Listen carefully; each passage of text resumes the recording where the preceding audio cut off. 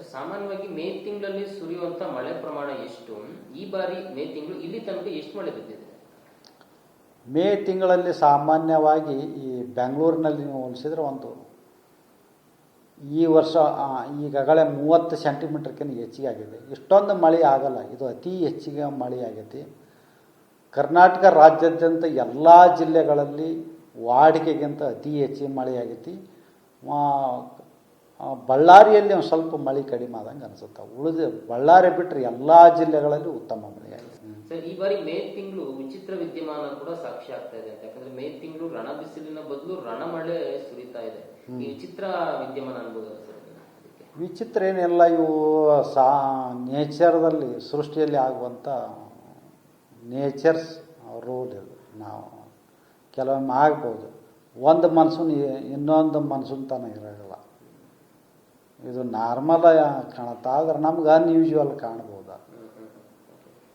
ಕರ್ನಾಟಕದ ಮೇ ತಿಂಗಳಲ್ಲಿ ಈ ತಿಂಗಳಲ್ಲೇ ಕೆಲವು ಭಾಗದಲ್ಲಿ 20 ಸೆಂಟಿಮೀಟರ್ಗಿಂತ ಹೆಚ್ಚು ಮಳೆ ಸುರಿದಿದೆ. ಹೌದೌದು. ಇವತ್ತು ಭಾಗಮಂಡಲದಲ್ಲಿ, ಕೊಟ್ಟಿಗೆಹಾರ ಚಿಕ್ಕಮಗಳೂರು ಜಿಲ್ಲೆಯಲ್ಲಿ ಮತ್ತು ವಿರಾಜಪೇಟೆಯಲ್ಲಿ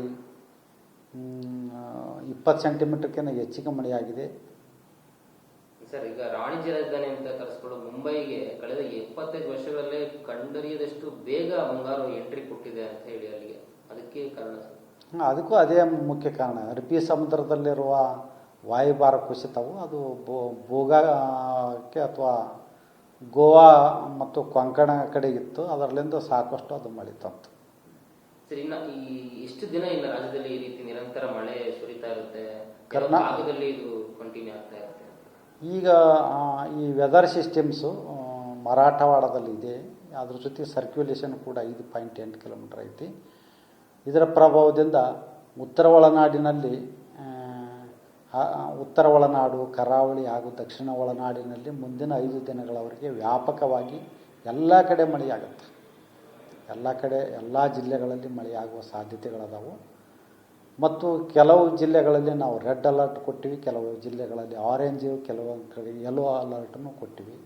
ರೆಡ್ ಅಲರ್ಟ್ ಯಾವ್ಯಾವ ಕೊಟ್ಟಿವಿ ಅಂದ್ರೆ ಉತ್ತರ ಕನ್ನಡ, ಉಡುಪಿ, ದಕ್ಷಿಣ ಕನ್ನಡ, ಶಿವಮೊಗ್ಗ, ಚಿಕ್ಕಮಗಳೂರು, ಕೊಡಗು ಜಿಲ್ಲೆಗಳಲ್ಲಿ ರೆಡ್ ಅಲರ್ಟ್ ಕೊಟ್ಟಿವಿ ಅಂದ್ರೆ 20 ಸೆಂಟಿಮೀಟರ್ಗಿಂತ ಹೆಚ್ಚಿನ ಮಳೆ ಆಗುವ ಸಾಧ್ಯತೆಗಳದಾವೆ ಕೆಲವೊಂದು ಕಡೆ.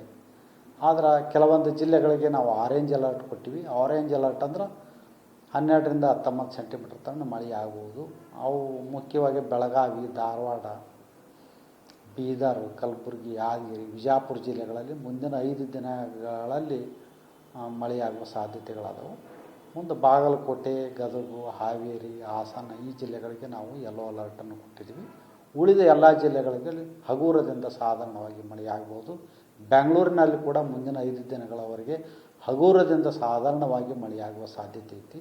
ಬೆಂಗಳೂರಿನಲ್ಲಿ ನಾವು ಯಾವುದೇ ವಾರ್ನಿಂಗ್ ನಾವು ಕೊಟ್ಟಿಲ್ಲ.